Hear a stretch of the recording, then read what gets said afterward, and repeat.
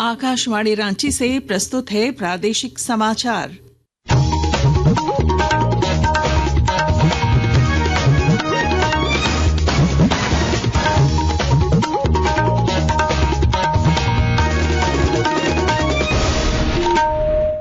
नमस्कार, प्रादेशिक समाचारों के साथ मैं पूनम करकेट्टा। प्रधानमंत्री नरेंद्र मोदी ने आज 3 अग्रणी नौसैनिक युद्धपोत राष्ट्र को समर्पित किया। श्री मोदी ने मुंबई में नौसेना बेड़े में आईएनएस सूरत, आईएनएस नीलगिरी और आईएनएस वाघशीर को शामिल किया। इस मौके पर प्रधानमंत्री ने कहा कि ये युद्धपोत भारतीय रक्षा बलों और आत्मनिर्भर भारत पहल को बढ़ावा देने की दिशा में महत्वपूर्ण कदम है।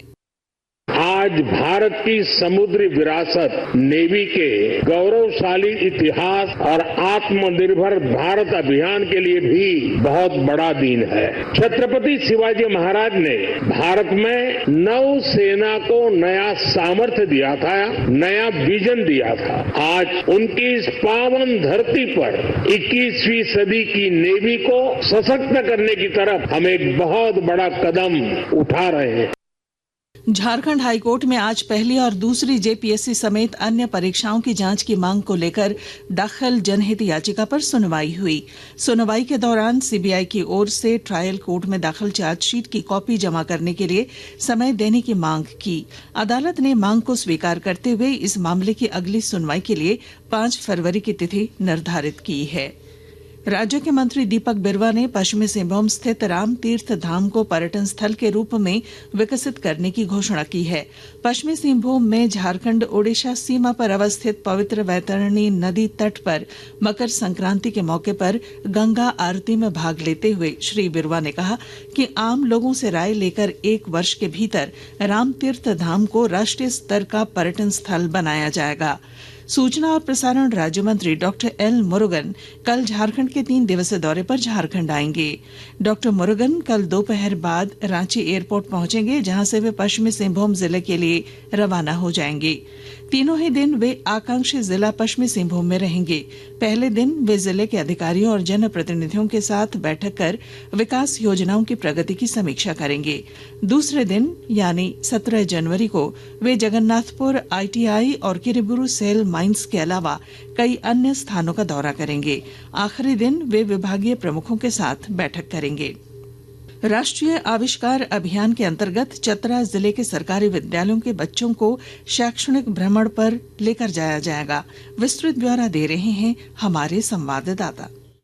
राष्ट्रीय आविष्कार अभियान के अंतर्गत चतरा जिले के सरकारी विद्यालयों के बच्चों को शैक्षणिक भ्रमण पर लेकर जाया जाएगा। अभियान के अंतर्गत खेल, ओलंपियाड एवं राष्ट्रीय और राज्य स्तरीय प्रतियोगिताओं में उत्कृष्ट प्रदर्शन करने वाले छात्रों को इसमें प्राथमिकता दी जाएगी। शैक्षणिक भ्रमण के लिए जिले से 100 विद्यार्थियों का चयन किया जाना है। मानव संसाधन विकास मंत्रालय द्वारा संचालित राष्ट्रीय आविष्कार अभियान का मकसद बच्चों में विज्ञान, गणित और प्रौद्योगिकी के प्रति रुचि बढ़ाना है। डॉक्टर प्रशांत जयवर्धन, आकाशवाणी समाचार, चतरा। अफीम की अवैध खेती के खिलाफ राज्य भर में सख्त अभियान चलाया जा रहा है।